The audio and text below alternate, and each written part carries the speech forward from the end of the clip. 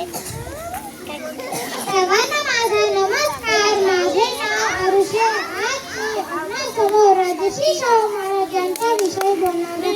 राजश्री शाहू महाराज हे कोल्हापूर संस्थानाचे छत्रपती होते. त्यांचा जन्म 26 जून 1874 रोजी झाला. कामाल येथील घाटगे घराणे.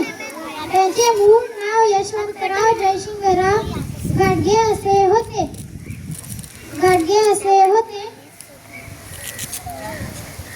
व मोफत केले.